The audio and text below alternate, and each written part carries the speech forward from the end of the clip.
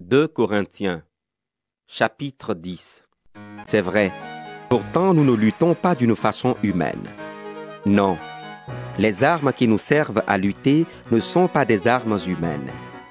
Mais leur force vient de Dieu pour détruire tout ce qui lui résiste. Nous détruisons les façons de penser qui sont fausses. Nous renversons tous les raisonnements que des orgueilleux opposent à la connaissance de Dieu. Nous voulons changer l'esprit des gens pour qu'ils obéissent au Christ. Salut chers frères et sœurs dans le Seigneur. Salut chers amis musulmans, que la paix de Dieu soit avec vous. Merci pour l'intérêt que vous portez à notre chaîne YouTube, ce que l'islam nous cache.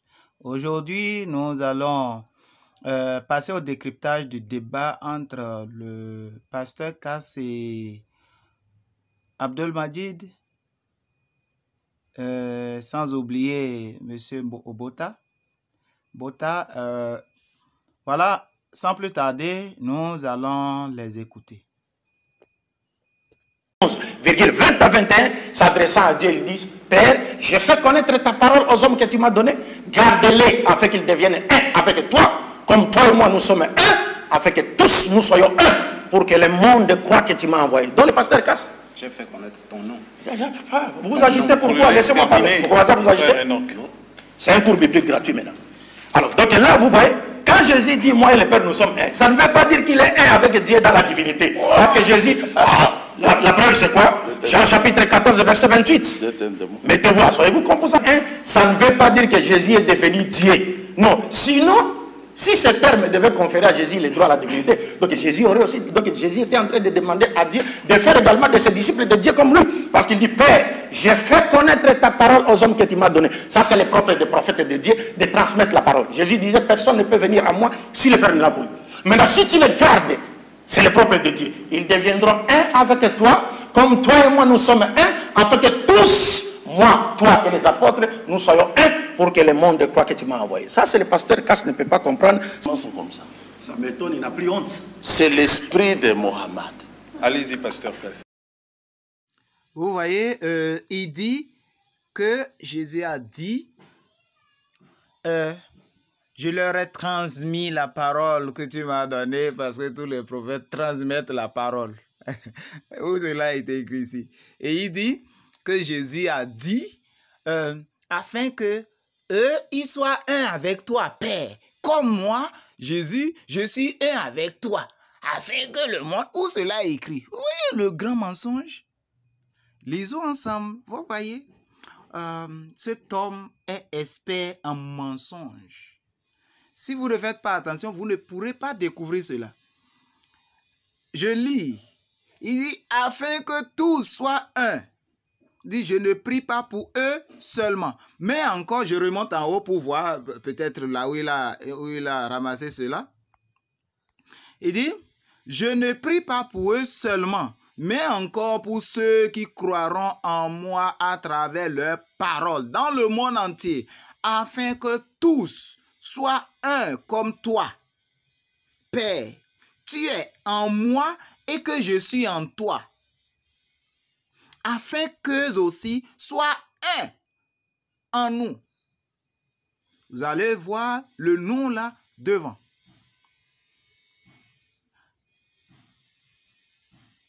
Pour que le monde croie que tu m'as envoyé. Regardez le verset 22. Je leur ai donné la gloire que tu m'as donnée, afin qu'ils soient un comme nous sommes un.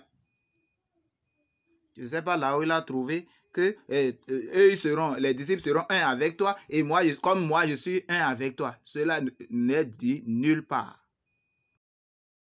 Vous venez de l'entendre de la bouche de Abdelmajid. Il cite Jean chapitre 17, le verset 21 à 22. Il tient ce verset pour dire non, Jésus n'est pas Dieu, parce qu'il a dit qu'il est un avec Dieu, avec le Père. Nous lisons ensemble, si vous-même vous avez entendu ce qu'il a dit. Voici ce que le verset dit. Afin que tous soient un comme toi, Père, tu es en moi et comme je suis en toi. afin qu'eux aussi soient un en nous, pour que le monde croie que tu m'as envoyé.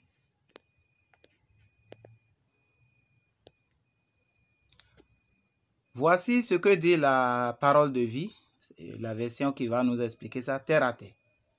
Que tous soient unis, point d'exclamation. Père, tu vis en moi et je vis en toi, point. Père, tu vis en moi et je vis en toi. De la même façon que tous soient unis en nous. Ainsi, le monde croira que tu m'as envoyé. Ici, Abdul Majid dit non, puisque Jésus disait au Père que les disciples soient unis à lui le Père. Pour qu'ils forment un.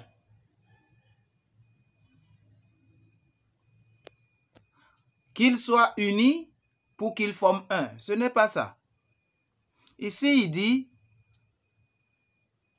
pour qu'ils soient un en nous. Qu'ils soient un en nous. Alors, le Père, le Fils forment un. C'est ce nous-là que nous avons retrouvé dans Genèse. Qu'ils forment un en nous. Abdul Majid n'a pas l'audace, il n'a pas le courage de prononcer le nous. Il ne peut pas. Il ne peut pas. Parce que s'il le dit, ça va le rattraper. Le Père, le Fils forment un. Maintenant, il dit que les disciples forment un en nous. Ça veut dire quoi? La même pensée, l'amour et tout ce qui caractérise Dieu soit vu en eux. Pour que tous les disciples, qu'il n'y ait pas de différence, ni de race, ni de quoi que ce soit, en eux. Pour aller de façon méthodique, nous allons voir le nous dont il s'agit avant de revenir sur l'unité des disciples. Nous lisons dans Genèse chapitre 1, le verset 26. Dieu dit, « Faisons les êtres humains à notre image et qu'ils nous ressemblent. » Vraiment, qu'ils commandent aux poissons dans la mer, aux oiseaux dans le ciel, aux animaux domestiques et à toutes les petites bêtes qui se déplacent sur la terre.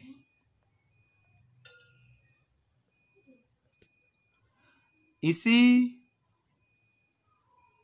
dans Genèse 3, le verset 22, nous lisons ensemble ceci. L'Éternel Dieu dit, « Voilà que l'homme est devenu comme l'un de nous pour la connaissance du bien et du mal. Maintenant, empêchons-le de tendre la main, de prendre aussi du fruit de l'arbre de vie, d'en manger et de vivre éternellement. » Vous voyez, ici, Dieu est en train d'utiliser le nous comme la Trinité, en disant que l'homme est devenu comme l'un de nous. Quand on va voir pour M. Bota, j'ai honte à la place de Abdul Majid et de tous les musulmans. Puisque au moment où Obota disait que Jésus est comme un être suprême, on va voir ça devant, s'il vous plaît. Et Dieu est en train d'utiliser le nous, donc il s'associe. Alors, Obota devient un associateur.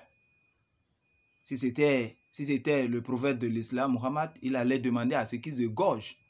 Et comment on l'appelle? Obota. Ici, Dieu est en train de s'associer avec sa parole. Et non avec les anges. Et non avec les autres êtres suprêmes que Bota dit. Non. La parole, parce que Dieu ne peut pas s'associer à autre chose. Rien n'est comparable à lui. il est un et personne ne peut associer quelque chose à Dieu. C'est la conception que l'islam ne connaît pas. C'est ça le grand problème.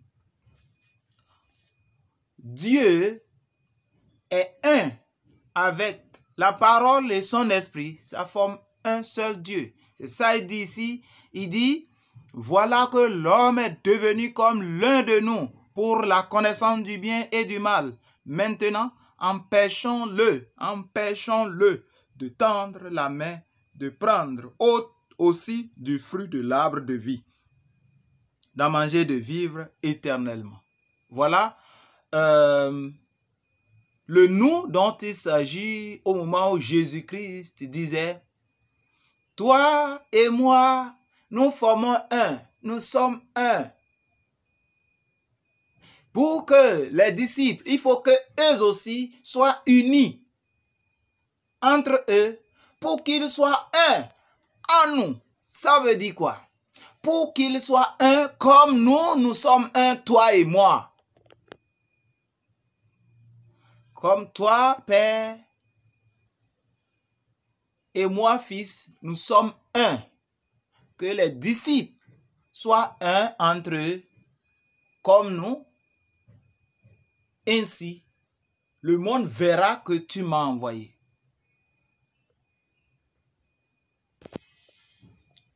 Vous voyez, le Seigneur Jésus déclare ici, dans Jean 10, le verset 38, il dit, mais si je les fais, c'est-à-dire les œuvres qu'il fait, lui n'a jamais fait du mal comme d'autres prophètes l'ont fait, il n'a jamais fait du mal à personne, mais au contraire, il fait du bien, même le jour de sabbat. Il dit, mais si je les fais, même si vous ne me croyez pas, croyez à ces œuvres, afin de savoir et de reconnaître que le Père est en moi et que je suis en lui. Jésus et le Père forment un. Jésus et le Père forment un. Maintenant,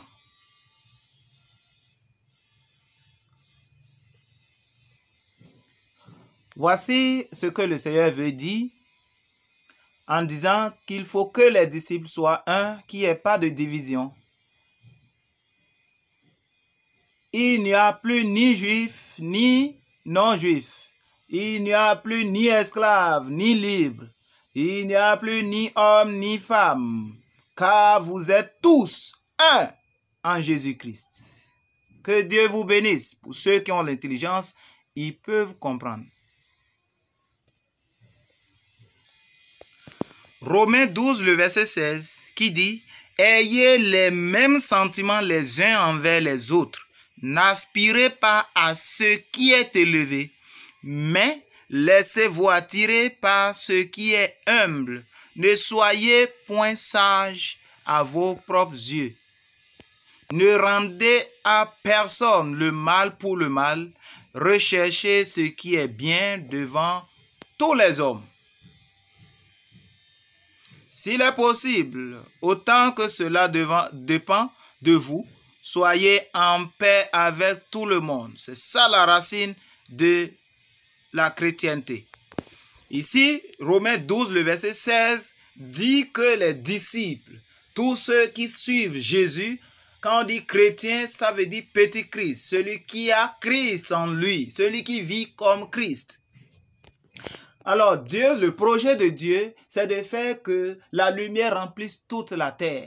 Et cette lumière qui était éteinte dans le jardin d'Éden par Jésus-Christ, Jésus qui était cette lumière originale que Dieu avait implantée en Adam, et par son péché, cette lumière a été éteinte, les ténèbres ont rempli toute la terre et Dieu avait chassé Adam et Ève du jardin d'Éden et les ténèbres ont rempli toute la terre. Maintenant, par la mort de Jésus, Satan a été vaincu à la croix. Et maintenant, à sa résurrection, Dieu a pris le projet original et il a réimplanté désormais Jésus-Christ, qui est la lumière du monde, en nous. Je vous explique ça un peu par les Écritures. 1 Jean chapitre 1, le verset 5 dit, « La nouvelle que nous avons apprise de lui, c'est-à-dire de Jésus, et que nous vous annonçons, c'est que Dieu est lumière et qu'il n'y a point en lui de ténèbres. » C'est ce que le Coran aussi dit. Le Coran dit que Dieu est An-Nur, la lumière. Si nous venons dans Jean chapitre 1, on dit, le verset 9 dit, « Cette lumière était la véritable lumière qui, en venant dans le monde, éclaire tout homme. » Cette lumière qui était Dieu, et qui est Dieu, et qui sera toujours Dieu, cette lumière était la véritable lumière. Les anges ne sont pas lumière. Même, comment on appelle Satan qui disent, comment on appelle comment vous appelez ça? L'ange chérubin, non, ça a un nom là. Ils ont un nom pour l'appeler. Lui reflète la lumière. Il n'est pas la lumière, Satan. Satan. Ils disent l'ange. Le nom qui est donné à cet ange n'était pas ce que Dieu avait dit. Il reflétait la lumière, il n'était pas la lumière. Je parle de Satan. Quand il était l'ange, il n'était pas la lumière. C'est Jésus, c'est la lumière. Dieu est la lumière. Et cette lumière, la Bible déclare que c'est Jésus, le Dieu dont il s'agit. Elle est venue chez les siens et les siens ne l'ont point reçue. Vous voyez ça? Bien, Jésus l'a déclaré ouvertement dans Jean 8, le verset 12. Il dit, la Bible dit, Jésus leur parla de nouveau et dit, « Je suis la lumière du monde. » Mohammed ne l'a pas dit, aucun prophète n'a dit ça. « Je suis la lumière du monde. Celui qui me suit ne marchera pas dans les ténèbres, mais il aura la lumière de la vie. » Alors le Père est lumière, le Fils est lumière. C'est une seule divinité, un seul Dieu. La lumière a quitté le ciel, a quitté son trône pour prendre le corps de l'homme, pour s'incarner dans le corps de l'homme, afin de transformer les hommes de la terre où les ténèbres ont rempli toute la terre, de les transformer, de les communiquer la lumière là, de les impacter de cette lumière, pour que la lumière qui est partout, là où le règne de Dieu se manifeste, se reproduise aussi sur la terre où les ténèbres ont couvert. Alors, après la mort de Jésus, il s'est réveillé du tombeau et puis, par le déversement du Saint-Esprit, Jésus est venu maintenant rester dans le cœur de tout homme. Il demeure dans le cœur en tant que lumière. C'est pourquoi, d'avance, il a déjà dit à ses disciples ici. Dans Matthieu, nous allons lire ensemble. Dans Matthieu chapitre 5, le verset 14, nous lisons ensemble ceci. Il dit, « Vous êtes la lumière du monde. Une ville située sur une montagne ne peut être cachée. » C'est là que vous allez comprendre. Toi, le Père, et moi, le Fils, nous sommes un. Il faut que eux, les disciples, soient un en nous pour que tous les hommes de ce monde entier puissent savoir que je suis envoyé. Ça veut dire quoi? De façon simple. Le Père et le Fils forment un qui représente la lumière.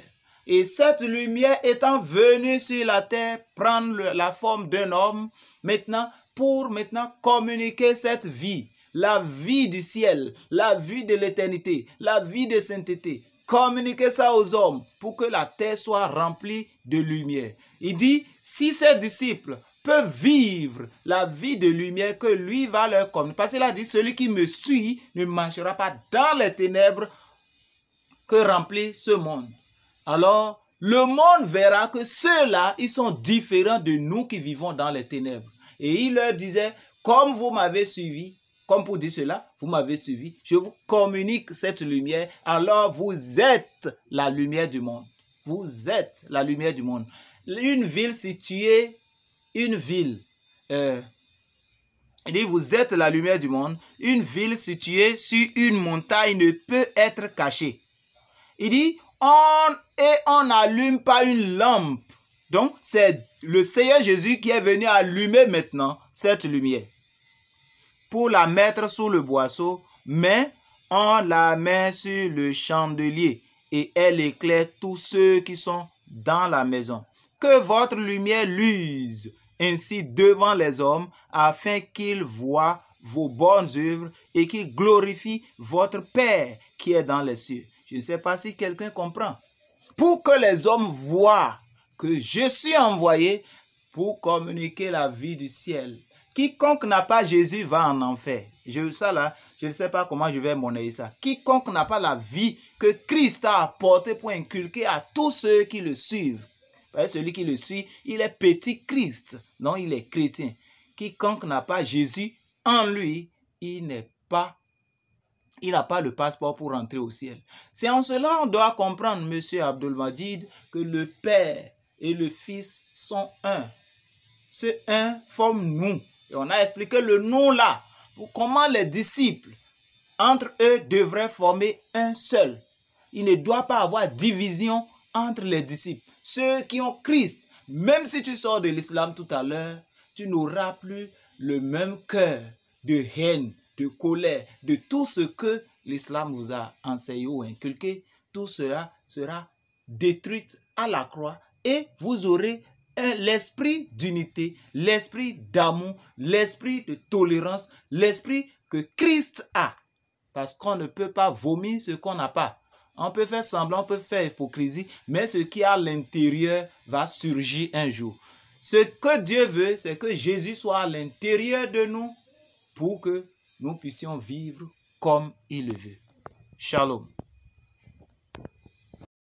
Oui, chers amis musulmans, bonsoir, chers frères et sœurs, vraiment que la paix de Dieu soit avec vous. Nous sommes au niveau des propos de Mbota lors de ce débat.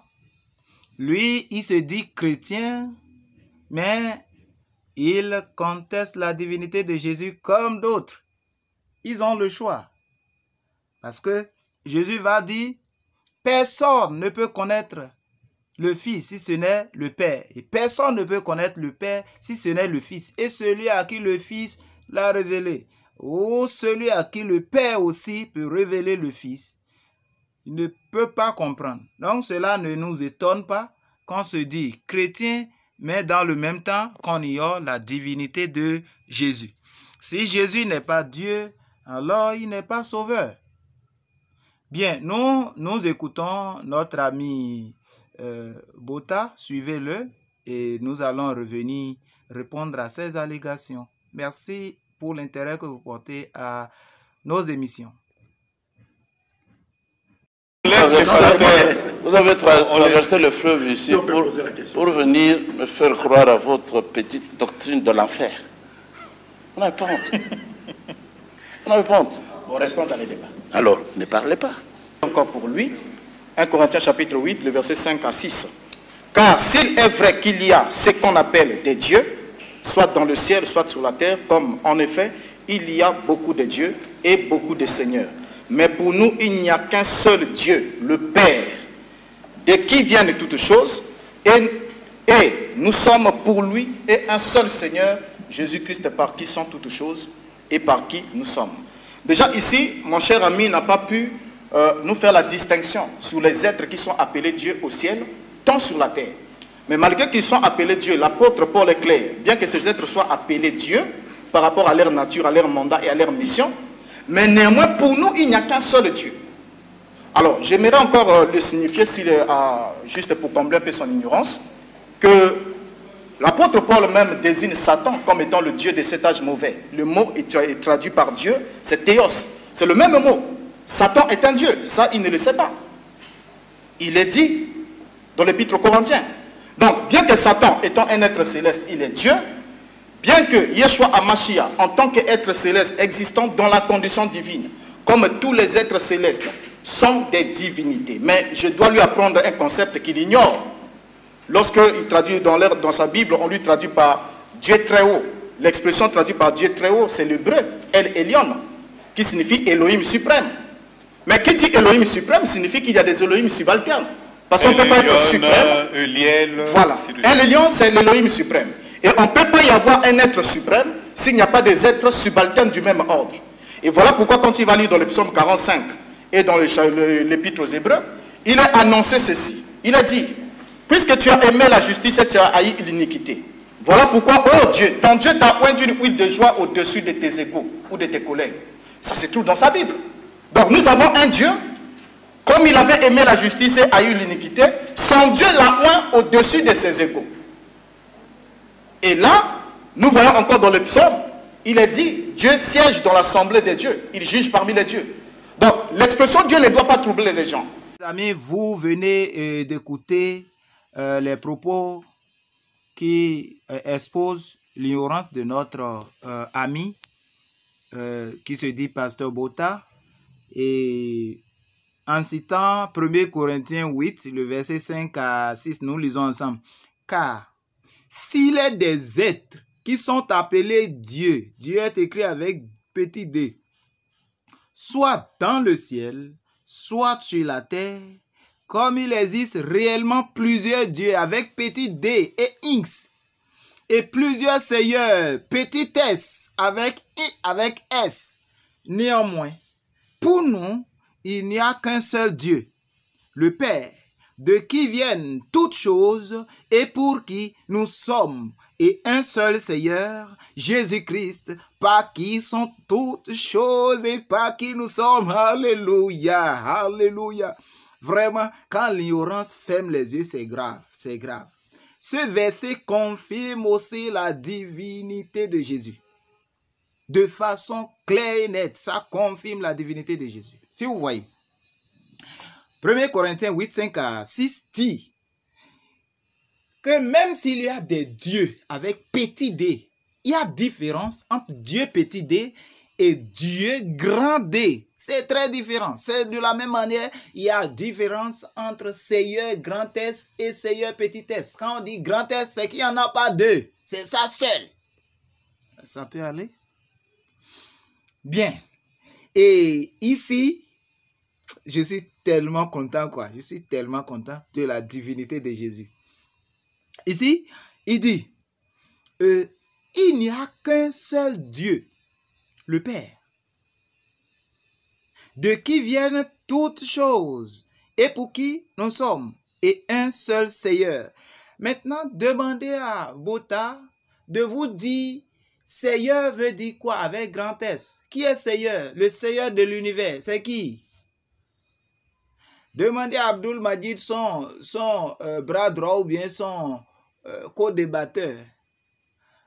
Qu'il prenne son Coran et qu'il nous dise dans le Coran qui porte le nom Seigneur. Dans le Coran, qui est Seigneur? C'est Dieu. C'est Dieu qui est Seigneur.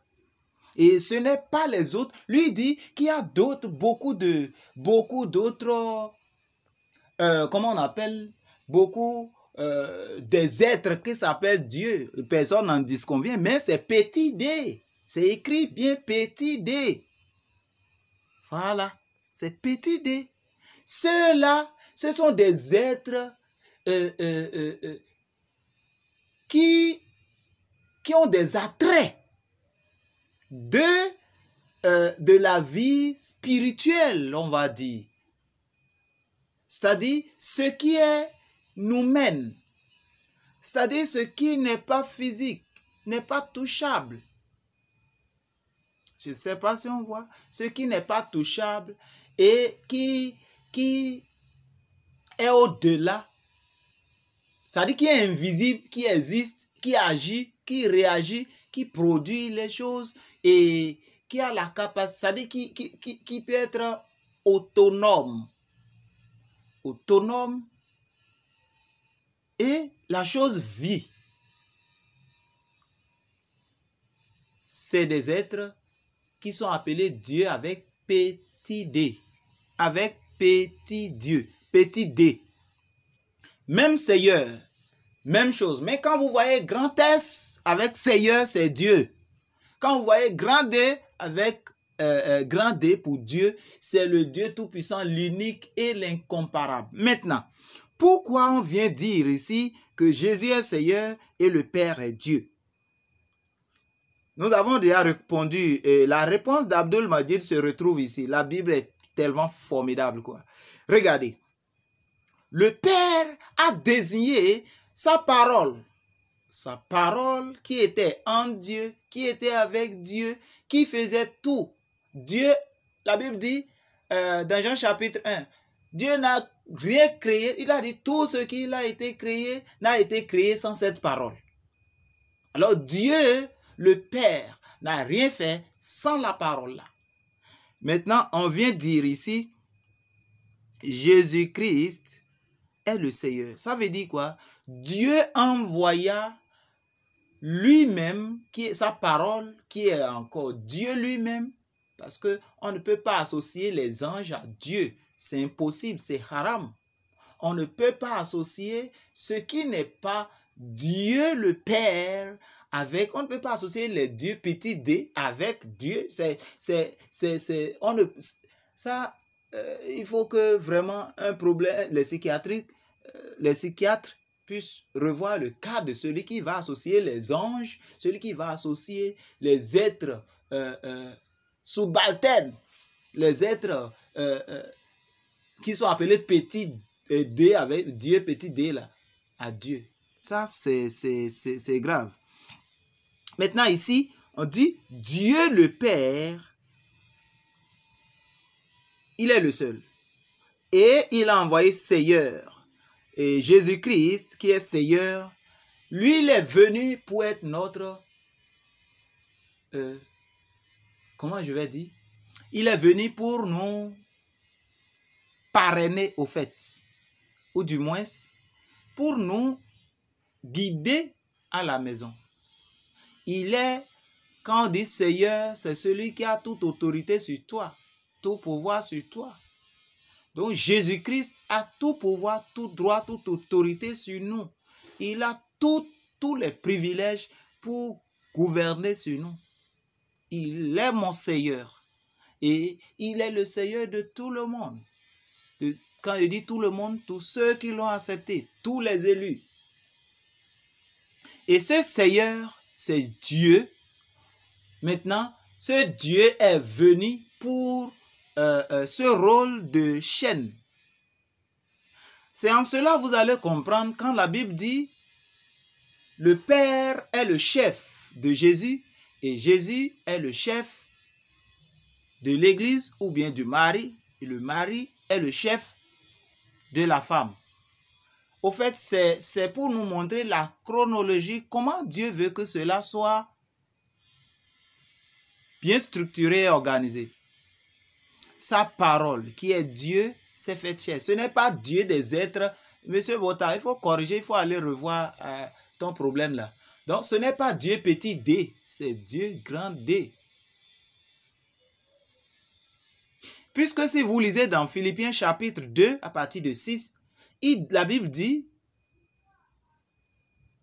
Jésus, qui est l'égal de Dieu, il n'a pas regardé, il n'a pas tenu compte de cette égalité, mais il s'est dépouillé lui-même, il s'est humilié jusqu'à la mort. Il est devenu un homme, un simple homme, et les gens le voient comme un simple homme.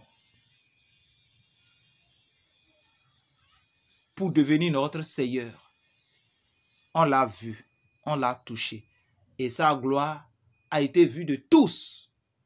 Ce n'est pas, Jésus ne fait pas partie des petits dés des êtres que Botta dit. C'est faux et archi faux. Si cela était ainsi, on allait écrire Seigneur là avec petit s, mon frère.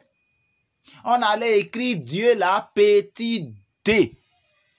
Et Dieu ne va jamais s'associer à ces êtres pour dire nous. Non, ça c'est de l'association.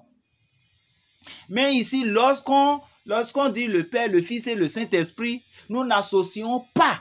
C'est ça la même chose. C'est comme l'homme. L'homme est à 3 dimensions, corps, âme et esprit. Cela ne fait pas de l'homme trois personnes. C'est une seule personne qui a ces 3 dimensions. Mais ces 3 dimensions ne sont pas les mêmes. Le corps n'est pas l'âme. L'âme n'est pas le Saint-Esprit. L'âme n'est pas l'esprit. Les 3 sont distincts. Je ne peux pas dire mes moutons que je lève, je vais dire mes moutons et moi. Nous avons fait telle chose. Associer les moutons à l'être humain, c'est irréfléchi. Les moutons et moi avaient balayé la cour. Vous voyez ça?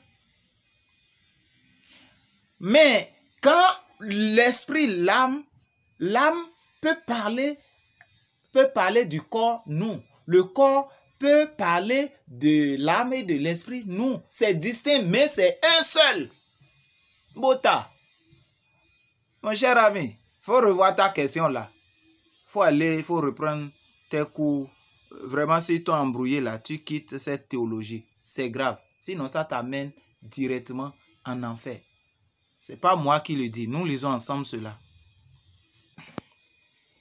Jean 8, le verset 24.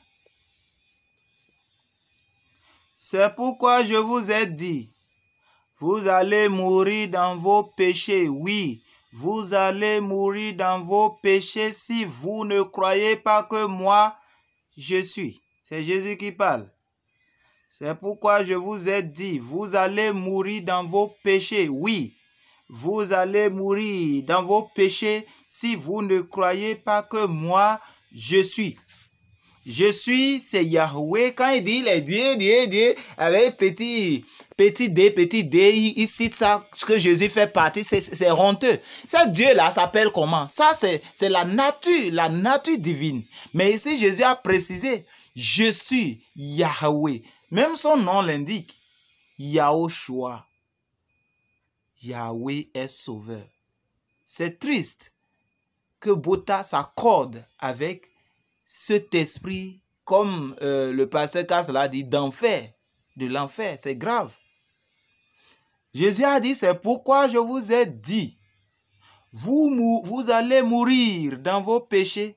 Oui, vous allez mourir dans vos péchés si vous ne croyez pas que moi, je suis. Jésus est Dieu et les passages que nos amis ont montrés prouvent la divinité de Jésus sans même débat. Oui, vous voyez encore une autre allégation de Bota. C'est pourquoi je dis, le gars là, vraiment, il fait la honte. Il faut qu'il récite la Shahada. Il n'est pas chrétien.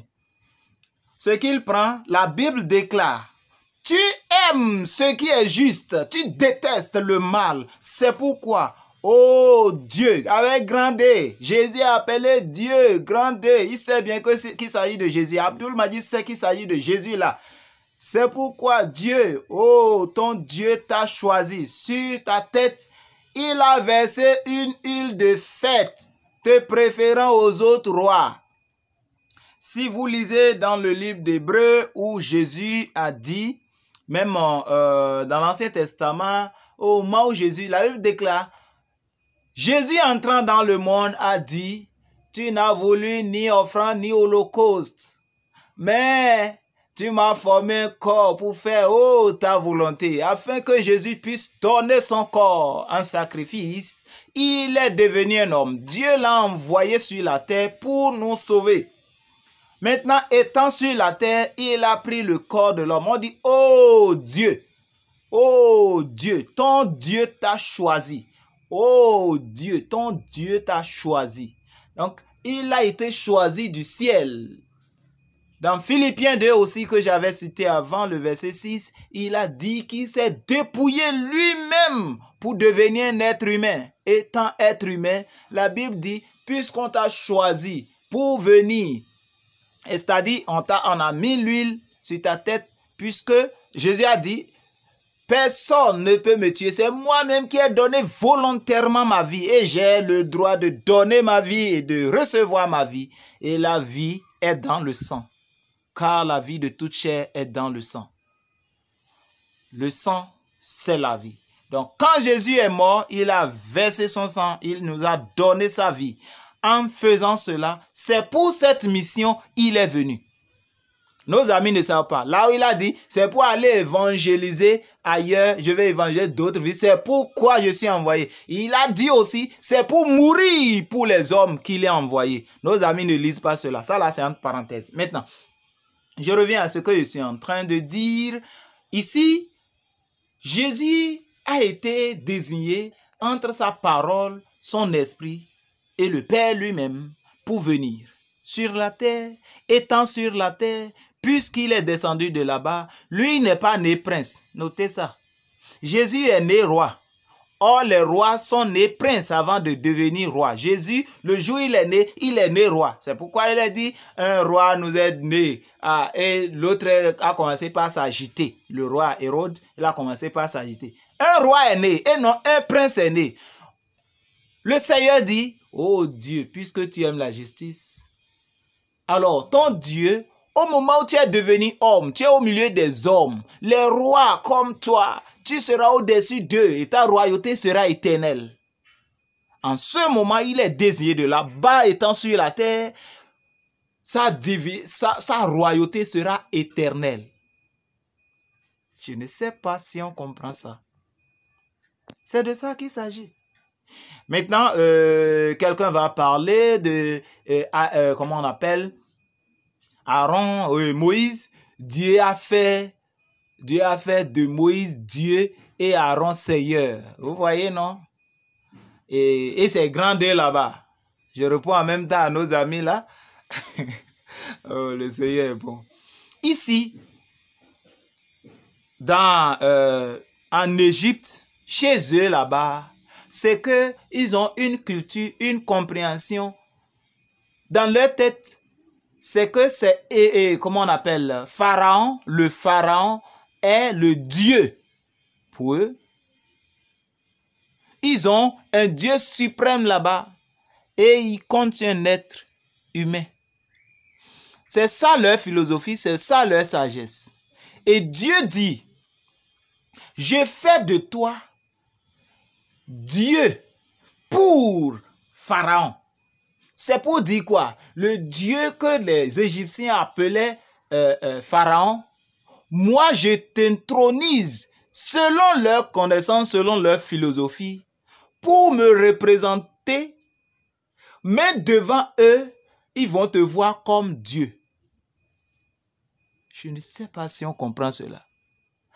Il a fait de Moïse Dieu et d'Aaron Seigneur pour illustrer l'invisible. Mais ici, ils n'ont pas fait de Jésus Dieu. Dieu n'a pas dit, Jésus, je t'ai fait Dieu. Non. Pour les hommes, non, non, non, non, non. Il a dit, oh, c'est pourquoi Dieu, oh, ton Dieu t'a choisi. Dieu ouvre vos yeux pour comprendre. Si Jésus n'est pas Dieu, ça veut dire qu'il n'est pas sauveur. Si Jésus n'est pas Dieu, si Jésus n'est pas Dieu, il n'est pas le Fils de Dieu. Parce que le fils d'un mouton, c'est un mouton. Le fils de cabri, c'est un cabri. Le fils de l'enfant d'un chien, c'est un chien. Le Fils de Dieu, le Fils unique, c'est écrit avec grand F. Il est Dieu. Que Dieu vous bénisse. Pour les autres fils, vous n'allez pas voir grand F. Tout est petit f.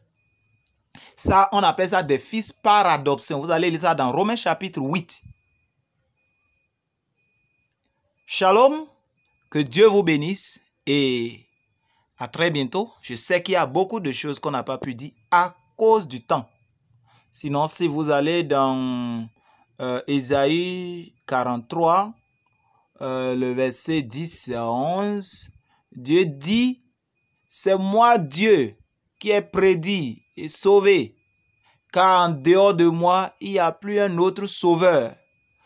Alors, si Jésus-Christ, Yahweh, si Jésus-Christ n'est pas Dieu, c'est qu'il n'est pas sauveur. Si vous dites qu'il est sauveur, vous acceptez qu'il est Dieu. Sinon, vous êtes en train de vous contredire. C'est pourquoi Jésus dit, si vous n'acceptez pas que je suis, qui est annoncé dans Ésaïe 45, là, le verset 10 dont je viens de parler, si vous n'acceptez pas que je le suis, alors vous êtes en train d'accepter mourir dans vos péchés. Il dit, vous allez mourir dans vos péchés. Puisque les pharisiens ont refusé d'accepter la divinité de Jésus, il leur dit, vous allez mourir dans vos péchés.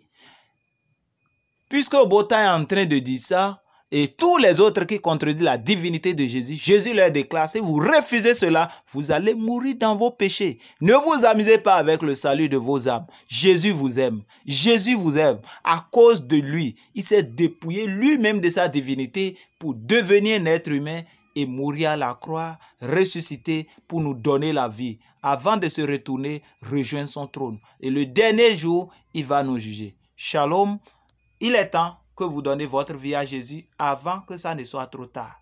Parce qu'après la mort, il n'y a plus d'autres choses à faire. Je vous aime et Jésus vous aime plus.